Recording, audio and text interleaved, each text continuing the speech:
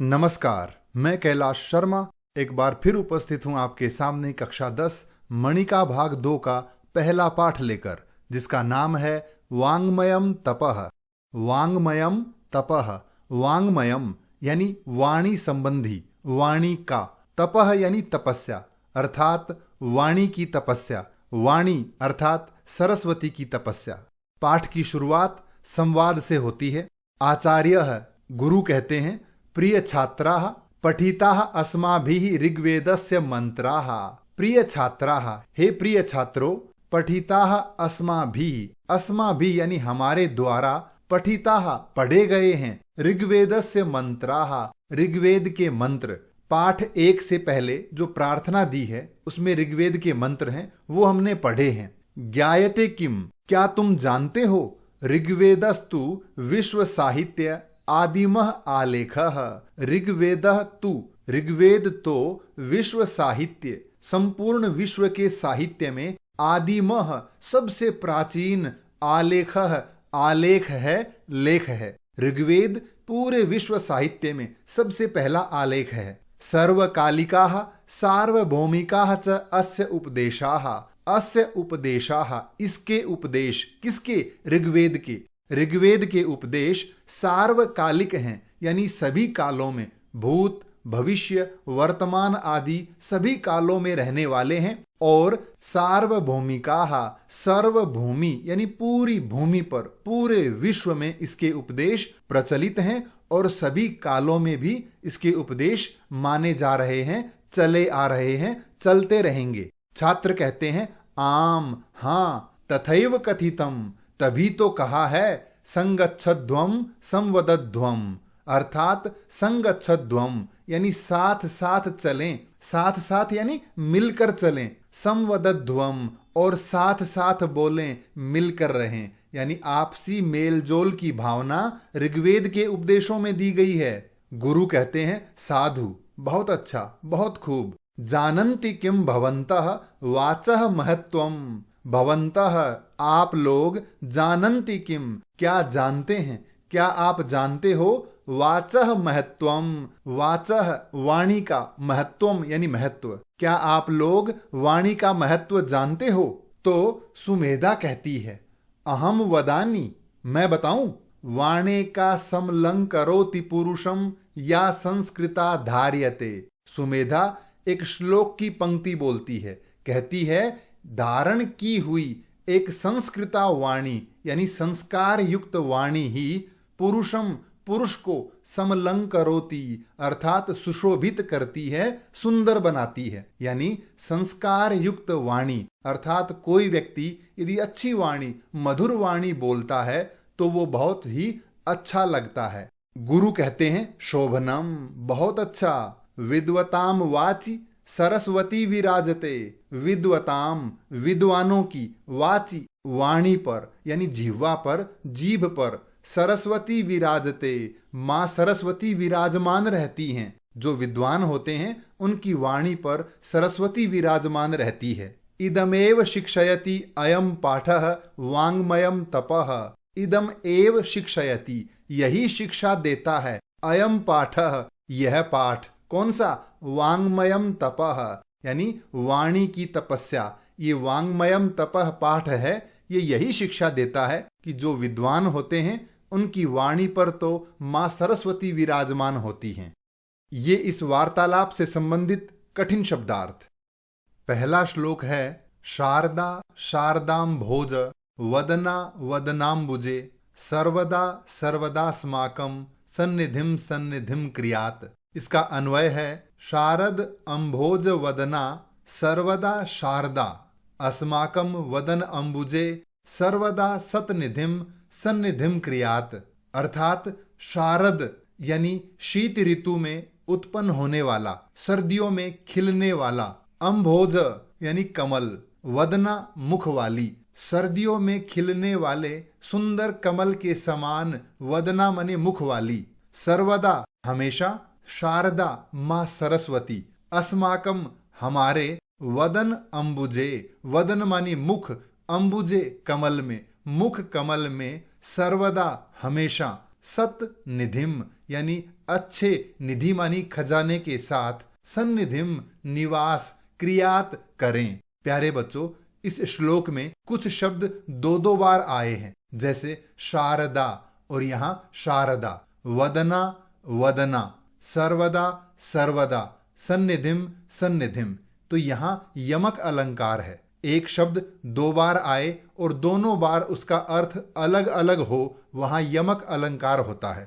तो पहले हम इन शब्दों को समझते हैं। जैसे पहला शब्द है शारदा, जो हमने यहां लिखा है, यानी मां सरस्वती। दूसरा जो शब्द है, ये शारदा दिखाई दे रहा है लेकिन है शारद, जो यहां लिखा है शारद, यानी शरद ऋतु में होने वाला।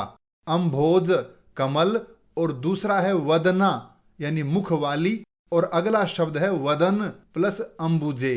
तो वदन मानी मुख, वदना मुख वाली और वदन मानी मुख। नीचे दिया है सर्वदा और सर्वदा। ये पहला जो सर्वदा है, सर्व प्लस दा, सब कुछ देने वाली, और दूसरा है सर्वदा यानी हमेशा। अंतिम है सन्निधिम सन्निधिम। यह है सत और निधिम यानी श्रेष्ठ निधि के साथ, और यह है सन्निधिम यानी निवास करें, रहें। तो ये शब्द दो दो बार आए हैं और इनका अर्थ अलग अलग है। तो श्लोक का अर्थ इस प्रकार है, शारद अंभोज वदना सर्वदा शारदा। शारदा मानी मां सरस्वती, और ये सरस्वती के विशेषण हैं, यानी सर्दियों में खिलने वाले सुंदर कमल के समान मुख वाली और सब कुछ देने वाली मां सरस्वती। अस्माकम वदन अंबुजे, हमारे मुख कमल में। यहां अपना मुख भी कमल के समान सुंदर बताया है, यानी हम भी मां सरस्वती के भक्त हैं और अच्छे कर्म करने वाले हैं, और हमारा मुख यानी हमारी वाणी मां सरस्वती के विराजमान होने के योग्य है। अतः हमारे मुख कमल में, हमारे मुख में सर्वदा हमेशा सतनिधिम अच्छे निधि यानी उत्तम खजाने के साथ। मां सरस्वती का खजाना क्या है? ज्ञान। तो अच्छे ज्ञान के साथ सन्निधिम क्रियात निवास करें, हमारे वाणी पर विराजमान हों। इस श्लोक का अर्थ इस प्रकार है, शरतकालीन यानी शीत ऋतु में खिलने वाले सुंदर कमल के समान सुंदर मुख वाली, सब कुछ देने वाली मां सरस्वती हमारे कमल रूपी मुख में हमेशा अपने उत्तम निधि सहित यानी विद्या ज्ञान रूपी धन के साथ सदा निवास करें। ये इस श्लोक से संबंधित कठिन शब्दार्थ। अगला श्लोक है, अपूर्वः कोपि कोशोयम विद्यते तव भारती व्ययतो वृद्धिम मायाति क्षयम मायाति संचयात। इसका अन्वय है, भारती तव अयम कोशः कः अपि अपूर्वः विद्यते व्ययतः वृद्धिम आयाति संचयात च क्षयम आयाति। अर्थात भारती यानी हे सरस्वती, तव तुम्हारा, अयम कोशः, कोशः यानी खजाना, अयम यानी यह, तुम्हारा यह खजाना, कह कोई, अपि भी, अपूर्वः अद्भुत अनोखा, विद्यते है, तुम्हारा यह खजाना, विद्या का खजाना तो कोई अद्भुत खजाना है। व्ययतः जो व्यय करने पर, खर्च करने पर, वृद्धिम आयाति, वृद्धिम यानी बढ़ोतरी में, आयाति आता है यानी बढ़ता है, संचयात च और इकट्ठा करने से यानी न बांटने से, केवल अपने पास रखने से, च और क्षयम आयाति, क्षयम यानी घटना, आयाति आता है यानी घट जाता है। अर्थात इस श्लोक का अर्थ हुआ, हे मां सरस्वती, आपका यह विद्या रूपी खजाना भी कोई अद्भुत ही खजाना है, अनोखा ही खजाना है, जो खर्च करने पर बढ़ता है और संचय करने पर यानी इकट्ठा करने पर घट जाता है। बाकी सभी खजाने, बाकी सभी तरह का धन जब हम खर्च करते हैं तो वो घट जाता है, और अपने पास संजोए रखते हैं तो वो बढ़ता रहता है। लेकिन विद्या रूपी खजाना अद्भुत खजाना है, जो खर्च करने से बढ़ता है। यानी जब हम अपना ज्ञान दूसरों के साथ बांटते हैं तो हमारा ज्ञान, हमारी याद की हुई चीजें और ज्यादा अच्छी होती हैं, तो ये खर्च करने से बढ़ता है। ये इस श्लोक से संबंधित कठिन शब्दार्थ। तीसरा श्लोक है, नास्ति विद्या समम चक्षुः नास्ति सत्य समम तपः नास्ति राग समम दुखम नास्ति त्याग समम सुखम। इसका अन्वय है विद्या समम चक्षुः न अस्ति, सत्य समम तपः न अस्ति, राग समम दुखम न अस्ति, त्याग समम सुखम न अस्ति। अर्थात विद्या समम, विद्या के समान, ज्ञान के जैसा, चक्षुः यानी नेत्र, आंखें, न अस्ति नहीं है। विद्या के समान दूसरा कोई नेत्र नहीं है। क्यों? क्योंकि नेत्रों से हम केवल सामने की चीजें देख पाते हैं, और विद्या से, ज्ञान से हम ऐसी बातों को जान लेते हैं जो हमारे आसपास नहीं होती, जिनको हमने देखा नहीं है। ऐसी बातों को भी हम विद्या के द्वारा जान पाते हैं। सत्य समम, सत्य के समान, सच्चाई के समान, तपः न अस्ति, तपस्या नहीं है। अर्थात सबसे बड़ी तपस्या है सच बोलना। राग समम, राग यानी मोह, लगाव होना, तो राग के समान दुखम न अस्ति, दुख नहीं है।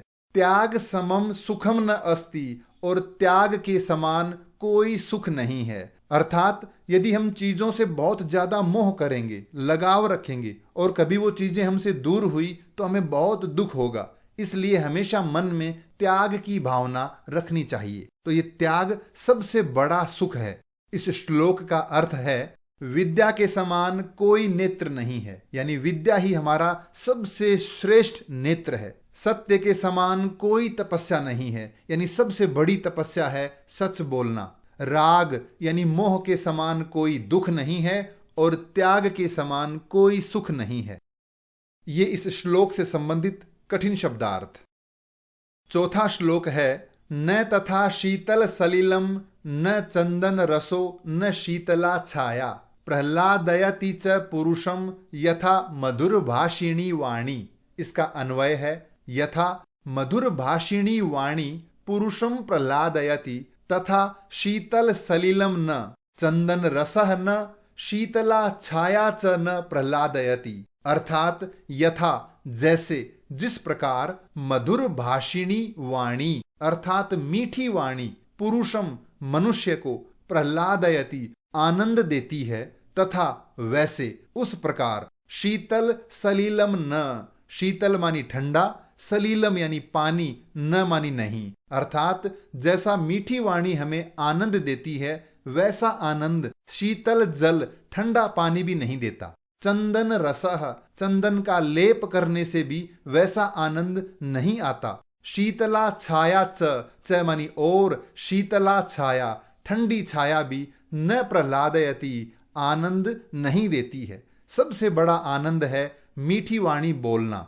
इसका अर्थ है जिस प्रकार मीठी वाणी मनुष्य को आनंदित करती है, वैसे न तो ठंडा पानी आनंदित करता है, न चंदन का रस, और न ही ठंडी छाया आनंदित करती है। अर्थात मीठी वाणी से ही मनुष्य को सबसे अधिक आनंद मिलता है। अतः हमें सदा मीठी वाणी बोलनी चाहिए। ये इस श्लोक से संबंधित कठिन शब्दार्थ। पांचवां श्लोक है शुश्रूषा श्रवणम चैव ग्रहणम धारणम तथा ऊहापोहार्थ विज्ञानम तत्वज्ञानम च धीगुणाः। इसका अन्वय है शुश्रूषा श्रवणम च एव ग्रहणम तथा धारणम ऊह अपोह अर्थ विज्ञानम तत्वज्ञानम च धीगुणाः सन्ति। अर्थात शुश्रूषा यानी सुनने की इच्छा। शुश्रूषा का अर्थ हम सेवा भी लेते हैं। यहां अर्थ क्या है? सुनने की इच्छा। जैसे जानने की इच्छा जिज्ञासा, उसी तरह से सुनने की इच्छा शुश्रूषा। श्रवणम च मानी और, श्रवणम सुनना, एव ही, ग्रहणम ग्रहण करना, तथा वैसे ही धारणम धारण करना, ऊह तर्क करना, अपोह वितर्क करना, यानी सकारात्मक और नकारात्मक दोनों पहलुओं को देख लेना। अर्थ विज्ञानम भली भांति शब्दों का अर्थ जान लेना। तत्व ज्ञानम उस बात के सार को समझना। च और धी गुणाः बुद्धि के गुण संति हैं। इस श्लोक में बुद्धि के 8 गुण बताए हैं। श्लोक के अर्थ के साथ साथ समझते हैं। जैसे श्रेष्ठ बुद्धि वही है जो किसी बात को सुनने की इच्छा रखे, यानी कोई बोले तो सुनने की इच्छा मन में हो, तो ये हो गया शुश्रूषा, सुनने की इच्छा रखना। सुनने की इच्छा रखना है और इच्छा की हुई बात को सुन लेना है। सुनी हुई बात को ग्रहण कर लेना है कि सामने वाला क्या बोल रहा है, उसे अच्छे से ग्रहण करें। ग्रहण की हुई बात को धारण कर लेना, जैसे सदा सत्य बोलो, ये हमने सुन लिया, दिमाग में अच्छी तरह से ग्रहण कर लिया, तो अब इसे धारण कैसे करें? जब हम सच बोलना शुरू करेंगे तो ये धारण करना, लेकिन सीधा धारण नहीं करना है। किसी ने कहा और हमने मान लिया, नहीं, उस पर ऊह तर्क करना है, क्या ये बात सही है? अपोह, उस पर वितर्क करना है, क्या ये बात गलत तो नहीं है? अर्थ विज्ञानम, जो शब्द सामने वाले ने बोले हैं वो सही हैं क्या, उनका अर्थ क्या है? एक ही शब्द के अनेक अर्थ हो सकते हैं, तो हमें हर शब्द का अर्थ अच्छे से सोचना है। और फिर अंत में तत्व ज्ञान, यानी उस पूरी बात का निष्कर्ष क्या है, सार क्या है। ये 8 गुण बुद्धि के यहां बताए हैं। श्लोक का अर्थ है सुनने की इच्छा होना और उसे सुनना, सुनी हुई बात को ग्रहण करना तथा ग्रहण की हुई बात को धारण करना, उसके लिए तर्क करना, वितर्क करना, उसके शब्दों के अर्थ का ज्ञान होना तथा सार तत्व का ज्ञान होना। बुद्धि के ये 8 गुण होते हैं। ये इस श्लोक से संबंधित कठिन शब्दार्थ। 6ठा श्लोक है माधुर्यम अक्षरम व्यक्ति ही पदच्छेदस्तु सुस्वरः धैर्यम लय समर्थम च षडेते पाठका गुणाः।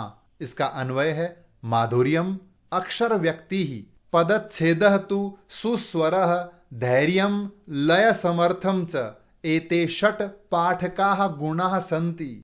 प्यारे बच्चों, इस श्लोक में एक पाठक के, रीडर के अच्छे गुण बताए हैं। अच्छा पाठक कौन है? जो माधुर्यम मीठा बोले, अक्षर व्यक्ति वर्णों का स्पष्ट उच्चारण करने, अच्छे से स्पष्ट वर्ण बोले, पदच्छेद और पदों को, शब्दों को अलग अलग करके बोले। ऐसे नहीं फटाफट एक ही लाइन में पढ़ डाला, ऐसा नहीं, शब्दों को अलग अलग करके बोले।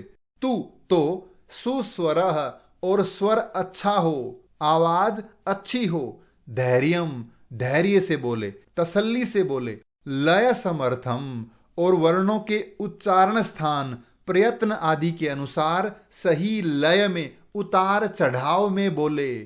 च और एते ये षट 6 पाठकाः गुणाः एक पाठक के गुण संति हैं।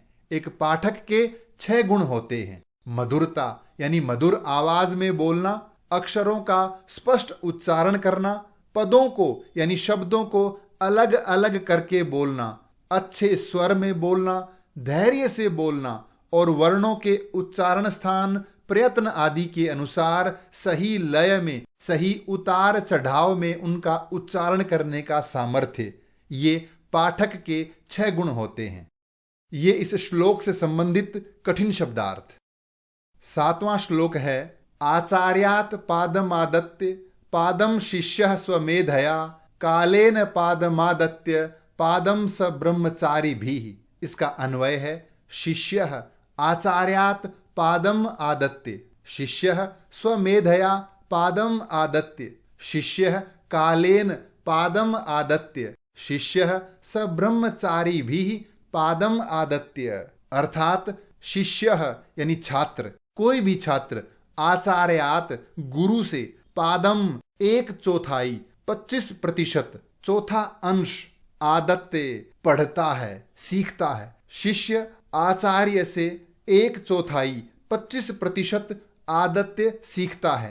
प्यारे बच्चों, यहां बात कक्षा के ज्ञान की नहीं। कोई भी व्यक्ति अपने जीवन में जितना भी ज्ञान अर्जन करता है, जितनी चीजें वो सीखता है, ज्ञान ग्रहण करता है, उसका 25% 1/4 वो अपने गुरुओं से, अपने टीचर्स से सीख लेता है। शिष्य है और छात्र स्वमेधया अपनी बुद्धि से, पादम 1/4 चौथा अंश यानी 25% आदत्य सीखता है और 25% सीखता है वो अपनी खुद की बुद्धि से। शिष्य यानी छात्र कालेन पादम आदत्य, कालेन समय के साथ साथ, समय के अनुसार 1/4 सीखता है। और इसी तरह से वह छात्र सब्रह्मचारी भी ही अपने सहपाठियों से, साथ पढ़ने वाले या साथ रहने वाले लोगों से पादम आदत्य 1/4 सीखता है। इसका अर्थ क्या हुआ? इसका अर्थ है छात्र अपने गुरु से 1/4 यानी 25% सीखता है,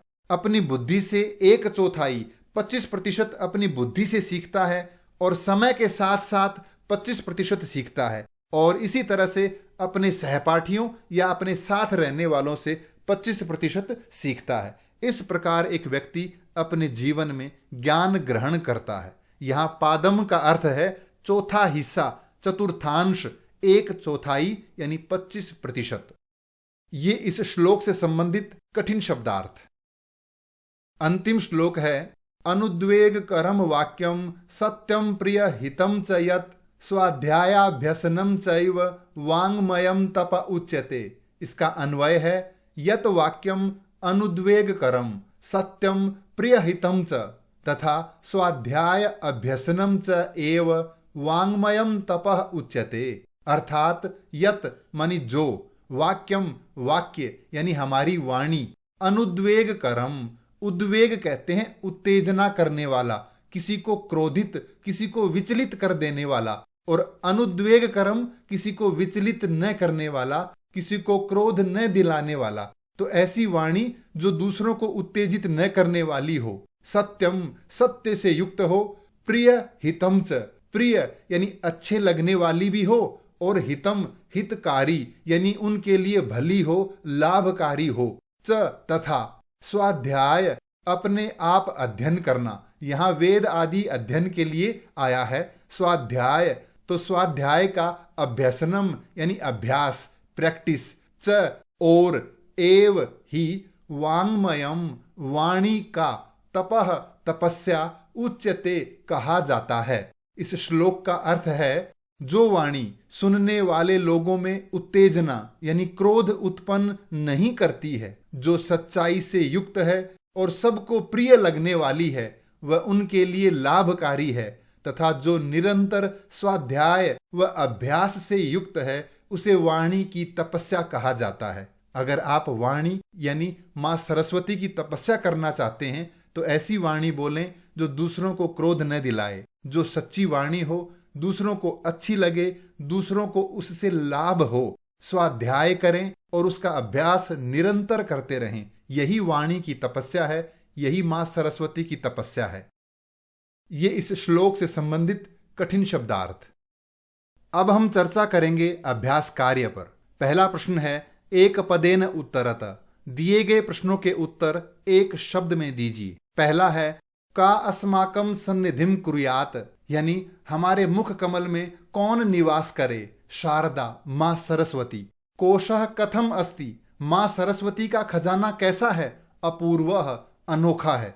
सत्य समम किम अस्ति, सत्य के समान क्या है? तपः, यानी सत्य सबसे बड़ी तपस्या है। कीदृशी वाणी पुरुषम प्रलादयति, कैसी वाणी मनुष्य को आनंदित करती है? मधुर भाषिणी, यानी मीठी वाणी। पाठकानाम कति गुणाः श्लोके वर्णिताः, श्लोक में पाठकों के कितने गुण बताए गए हैं? षट्, यानी 6। स्वमेधया कह पादम आदत्ते, अपनी बुद्धि से 1/4 कौन सीखता है? कौन सीखता है? शिष्यः, यानी छात्र। अगला प्रश्न है पूर्ण वाक्येन उत्तरत। नीचे दिए गए प्रश्नों के उत्तर पूर्ण वाक्य में दीजिए। भारत्याः कोशः कीदृशः विद्यते, भारती यानी सरस्वती का खजाना कैसा है? भारत्याः कोशः अपूर्वः विद्यते, सरस्वती का खजाना अद्भुत खजाना है। यह व्ययतः वृद्धिम आयाति, जो खर्च करने पर बढ़ता है। संचयात च क्षयम आयाति, और इकट्ठा करने पर घट जाता है। के पाठकाः गुणाः सन्ति, पाठकों के कौन कौन से गुण होते हैं? माधुर्यम, अक्षर व्यक्ति, पदच्छेदः, सुस्वरः, धैर्यम, लय समर्थः च पाठकाः गुणाः सन्ति। मधुर आवाज में बोलना, वर्णों को अलग अलग करके बोलना, शब्दों को अलग अलग करके बोलना, अच्छे स्वर में बोलना, धैर्य से बोलना, सही उतार चढ़ाव में बोलना, यही पाठक के गुण बताए गए हैं। धियः गुणाः के सन्ति, बुद्धि के कौन कौन से गुण बताए हैं? शुश्रूषा, श्रवणम, ग्रहणम, धारणम, ऊह, अपोह, अर्थ विज्ञानम, तत्व ज्ञानम च धियः गुणाः सन्ति। सुनने की इच्छा रखना, इच्छा किए हुए को सुनना, सुने हुए को ग्रहण करना, ग्रहण किए हुए को धारण करना, धारण करने से पहले उस पे तर्क करना, वितर्क करना, उसके शब्दों का अर्थ अच्छे से जान लेना और उस पूरी बात के सार को समझ लेना, यही बुद्धि के गुण हैं। प्रश्न 2 में आगे दिया है, शिष्य विद्यायाः अर्जनम कथम करोति। कोई भी शिष्य ज्ञान का अर्जन कैसे करता है, ज्ञान ग्रहण कैसे करता है। शिष्य आचार्यात् पादम स्वमेधया पादम कालेन पादम स ब्रह्मचारी भी च पादम अर्जनम करोति। शिष्य अपने गुरु से 1/4 सीखता है, अपनी बुद्धि से 1/4, समय के अनुसार 1/4 और सहपाठियों से 1/4 ज्ञान ग्रहण करता है। कीदृशी शारदा सन्निधिम क्रियात। कैसी मां सरस्वती हमारे मुख कमल में निवास करें। शारद अम्भोज वदना, सर्वदा शारदा सन्निधिम क्रियात। सर्दी में खिलने वाले कमल के समान मुख वाली और सब कुछ देने वाली मां सरस्वती हमारे मुख कमल में विराजमान हों, ऐसी प्रार्थना की गई है। वाङ्मयम तपः किम उच्यते। वाणी की तपस्या किसे कहते हैं। वाक्यम अनुद्वेगकरम सत्यम प्रियहितम स्वाध्याय अभ्यसनम च वाङ्मयम तपः उच्यते। यानी ऐसी बात जो किसी को उत्तेजित न करे, जो सत्य हो, दूसरों को अच्छी लगने वाली हो और दूसरों के लिए लाभकारी हो, तथा स्वाध्याय करना, सेल्फ स्टडी करना और उसका अभ्यास करते रहना, यही वाङ्मय तप है, यही वाणी की तपस्या है। अगला प्रश्न है, रेखांकित शब्दों के आधार पर प्रश्न निर्माण करें। शारदा सर्वदा अस्माकं समीपे वसेत। मां सरस्वती हमेशा हमारे समीप, हमारे पास निवास करें। कौन शारदा? तो प्रश्न बनेगा का सर्वदा अस्माकं समीपे वसेत। कौन हमेशा हमारे समीप, हमारे पास निवास करें। भारत्याः कोशः अपूर्वः। भारती का कोश, सरस्वती का कोश यानी खजाना अनोखा है। तो किसका खजाना? स्त्रीलिंग में बनेगा कस्याः। कस्याः कोशः अपूर्वः। किसका खजाना अनोखा है।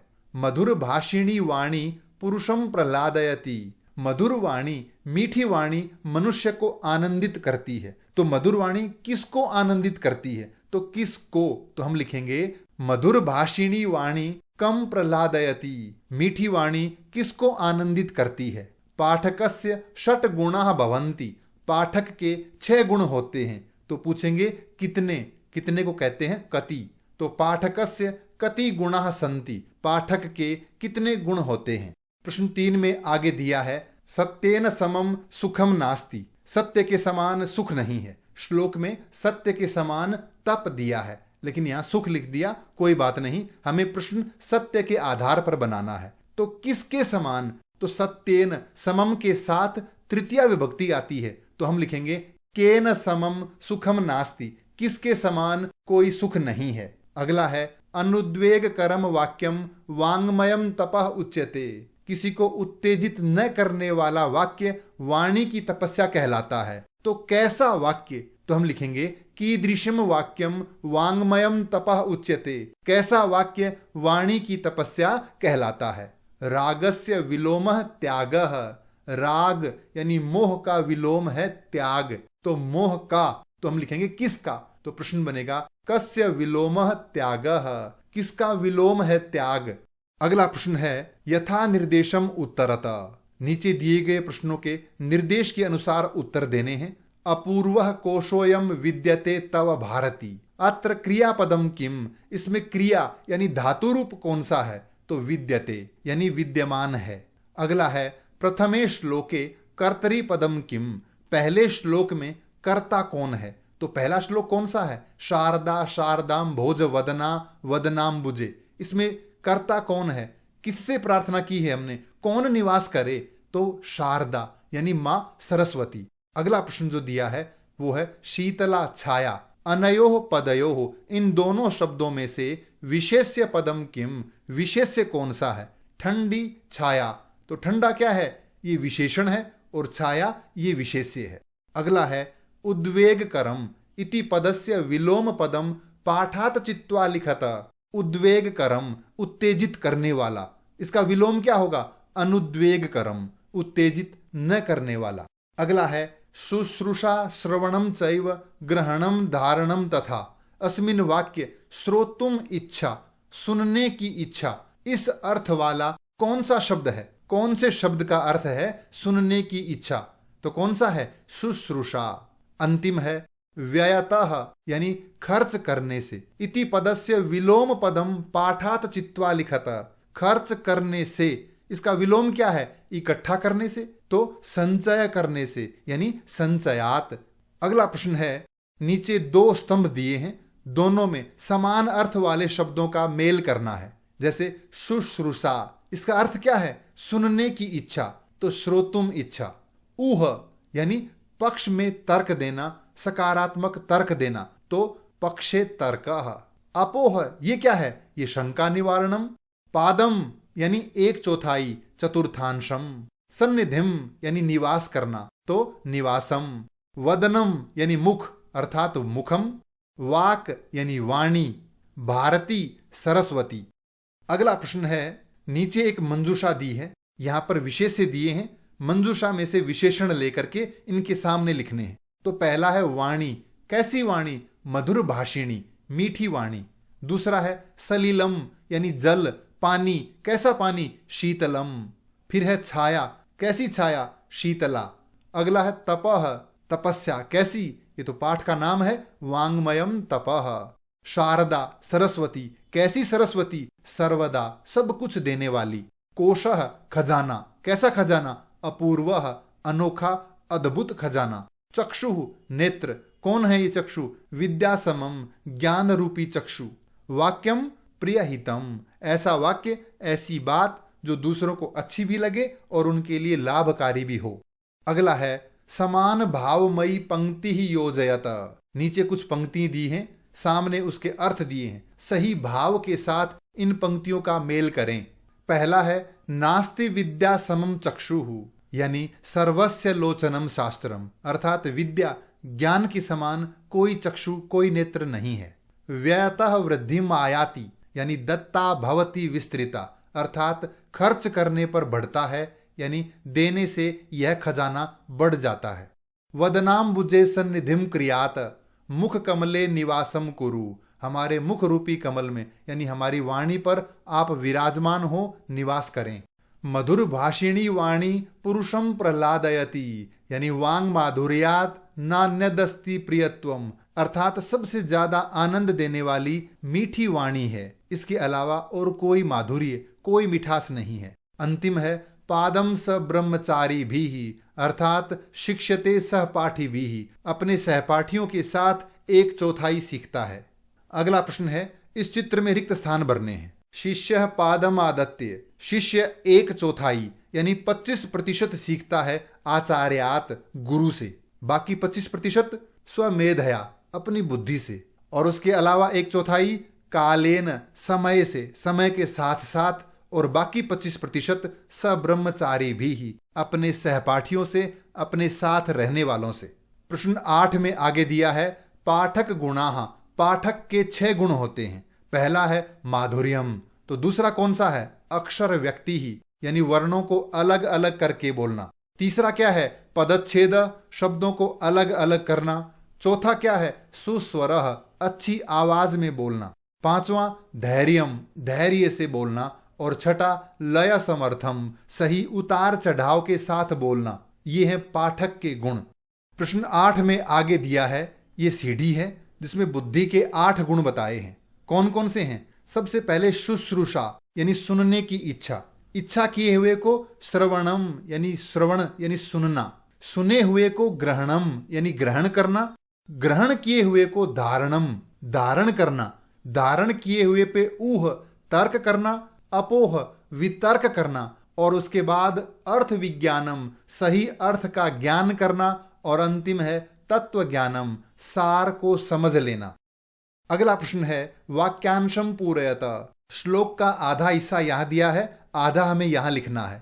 पहला है व्ययतः वृद्धिम आयाति क्षयम आयाति संचयात, खर्च करने से बढ़ता है, इकट्ठा करने से घट जाता है। दूसरा है नास्ति राग समम दुखम नास्ति त्याग समम सुखम, राग के समान दुख नहीं है, त्याग के समान सुख नहीं है।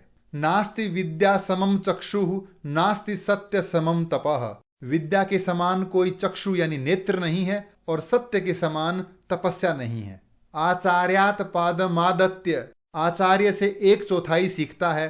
पादम शिष्य स्वमेधया, और 1/4 यानी 25% अपनी बुद्धि से सीखता है। अगला प्रश्न है श्लोकमाश्रित्य समुचित क्रमेण अन्वयम पूरयत। नीचे 3 श्लोकों का अन्वय दिया है, रिक्त स्थान भरना है। पहला है हे भारती तव अयम कोशः कः अपि अपूर्वः विद्यते, अयम व्ययतः वृद्धिम आयाति संचयात च क्षयम आयाति। हे सरस्वती तुम्हारा यह खजाना अनोखा है जो खर्च करने से बढ़ जाता है और इकट्ठा करने से घटता है। दूसरा है विद्या समम चक्षुः न अस्ति, विद्या के समान कोई नेत्र नहीं है। सत्य समम तपः न अस्ति, सत्य के समान कोई तपस्या नहीं है। राग समम दुखम न अस्ति, मोह लगाव के समान कोई दुख नहीं है। और त्याग समम सुखम न अस्ति, त्याग के समान कोई सुख नहीं है। तीसरा है यत वाक्यम अनुद्वेगकरम सत्यम प्रियहितम च, जो वाक्य किसी को उत्तेजित न करने वाला है, सत्य है, प्रिय लगने वाला है और लाभकारी है, तथा स्वाध्याय अभ्यसनम च एव वाङ्मयम तपः उच्यते, और स्वाध्याय का अभ्यास करना ही वाणी की तपस्या कहलाता है। अगला प्रश्न है प्रसंगानुसार स्थूल शब्दों का अर्थ बताना है। स्वाध्याय अभ्यसनम चैव वाङ्मयम तपः उच्यते, यहाँ वाङ्मय का अर्थ क्या है? वाचिकम, वाणी संबंधी। दूसरा है आचार्यात पादम आदत्य, यहाँ पादम शब्द का अर्थ क्या है? चतुर्थांशम, 1/4, 25%, यानी गुरु से 1/4 सीखता है। माधुर्यम अक्षर व्यक्ति ही पदच्छेदस्तु सुस्वरः, यहाँ माधुर्यम का अर्थ क्या है? कोमलतया वर्णोच्चारणम, यानी कोमलता से बोलना, अर्थात मीठी वाणी बोलना। सर्वदा सर्वदास्माकम सन्निधिम सन्निधिम क्रियात, यहाँ सर्वदा इस शब्द का अर्थ क्या है? सर्वम ददाति इति, जो सब कुछ देने वाली है वो कौन? मां सरस्वती। अगला प्रश्न है रेखांकित पदों का समस्त पद या विग्रह लिखें। जैसे विद्या समम, इसका विग्रह लिखना है विद्या समम, विद्या के समान। अगला है त्यागेन समम, तो त्याग समम, त्याग के समान। शीतल सलिलम, शीतलम च तत्सलिलम, शीतल है जो जल यानी ठंडा जल। चंदनस्य रसः, क्या होगा? चंदन रसः। सर्वदा, सर्वदा यानी सर्वम ददाति इति, सब कुछ देने वाली। शारदाम भोजम इव वदनम यस्याः सा, शीत ऋतु के कमल के समान मुख है जिसका, तो क्या होगा समस्त पद? शारदाम भोज वदना। अंतिम है अनुद्वेग करम, इसका विग्रह क्या होगा? न उद्वेग करम, जो उत्तेजित न करता हो वह। अंतिम प्रश्न में कहा है कि हमने पाठ पढ़ लिया है, अब एक खेल खेलते हैं। पूरी कक्षा को 2 भागों में बांटना है, यानी 2 ग्रुप बनाने हैं, एक वाल्मीकि ग्रुप और एक व्यास ग्रुप। वाल्मीकि वाले व्यास वालों से प्रश्न करेंगे और इन्हें उत्तर देना है। फिर एक प्रश्न ये करेंगे, उसका उत्तर इन्हें देना है। जिसके ज्यादा अंक होंगे वो विजेता होगा। तो पहला प्रश्न अम्भोजः इति शब्दस्य पर्यायः का। अम्भोजः इस शब्द का पर्यायवाची, बहुत से पर्यायवाची होते हैं। पाठ में आया है अम्बुजः, हम नीरजः, कमलम इत्यादि लिख सकते हैं। अब व्यास वर्ग पूछेगा शरतकालीन इति कस्य अर्थः, किस शब्द का अर्थ है शरतकालीन? कौन सा शब्द है ऐसा? तो वो शब्द है शारद। सरस्वत्याः कोशः कथम वर्धते, सरस्वती का खजाना कैसे बढ़ता है? कैसे बढ़ता है? व्ययतः, खर्च करने से। कया समम चक्षुर न विद्यते, किसके समान नेत्र नहीं है? विद्या समम, विद्या के समान। प्रश्न 13 में आगे दिया है कीदृशी वाणी पुरुषम प्रसन्नम करोति, कैसी वाणी मनुष्य को प्रसन्न करती है? कैसी वाणी करती है? मधुर भाषिणी वाणी। शारदा सर्वदा कुत्र निवसेत, सब कुछ देने वाली मां सरस्वती कहाँ निवास करें? अस्माकम वदनाम्बुजे, हमारे मुख कमल में, हमारे मुख में। उद्वेग करम इत्यस्य कः विलोमः, उद्वेग करम इसका विलोम क्या है? अनुद्वेग करम, जो उत्तेजित न करे। सप्तमे श्लोके चतुर्थांशः कस्य अर्थः, 7वें श्लोक में कौन से शब्द का अर्थ है चतुर्थांशः, 1/4, 25%? तो वो शब्द कौन सा है? पादम। ऊह शब्दस्य कः विलोमः, ऊह शब्द का विलोम क्या है? अपोह। ये तर्क और ये वितर्क। अंतिम है बुद्धे प्रथमः गुणः कः, बुद्धि का पहला गुण क्या है? सोचिए, शुश्रूषा, सुनने की इच्छा। तो ये था पाठ वांग्मयम तपः। इस पाठ से संबंधित कोई भी प्रश्न हो तो कृपया कमेंट्स में लिखकर अवश्य पूछें। धन्यवाद।